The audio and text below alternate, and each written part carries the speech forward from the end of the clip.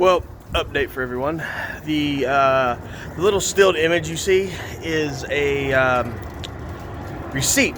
I had just mailed out my petition for certiorari to the U.S. Supreme Court. Here's my thing. I'm not even trying to deal with the whole case. In fact, what I'm doing is this. I narrowed everything down to 2 points. Point one, I want the U.S. Supreme Court to explain whether or not the appeals court or the district court had to actually look at the case and go through the evidence to determine whether or not an actual innocence claim is valid based on the McQuiggins versus Perkins case from 2013, where the U.S. Supreme Court said that a time bar does not stop someone making an actual innocence claim, which I did. The other issue is more important, and this is the one that everyone... this is what I'm asking everyone to put pressure on the U.S. Supreme Court for.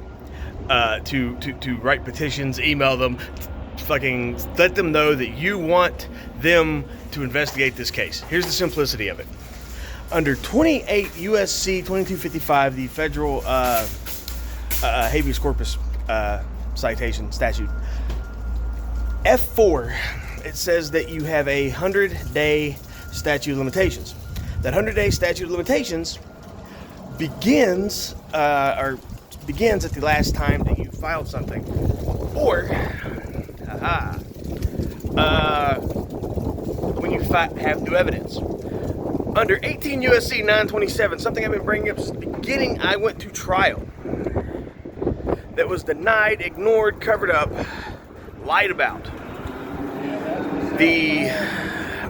That statute, every other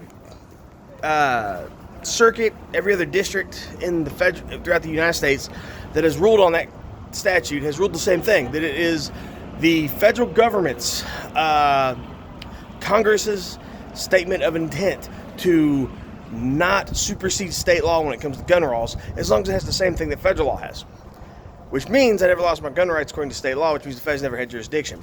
Which means that being able to prove this under the context of 18 USC 927, I would have to consider that 100-day thing to start over the moment I was released from prison and had access to state law again. The codes on the books and everything else, because I didn't have them in federal prison. And the only thing the federal government's got to do to prove me wrong is, since they all use LexisNexis, is to draw up their contract with LexisNexis for Elkton, Ohio, and for Fort Dix, New Jersey, and show where they had a contract to get state law for the state of West Virginia. If not, then my 100 days start over and shit gets kicked back. If the U.S. Supreme Court rules in my favor, all they're going to do is kick it back to the 4th Circuit Appeals Court. And the 4th Circuit Appeals Court is going to have to make a ruling on my original motion. And they're just going to kick it back to the district court. And the game's still going to be on. So I'm asking everyone to put pressure on the U.S. Supreme Court to write them, email them, call them, whatever, and tell them that you want this heard.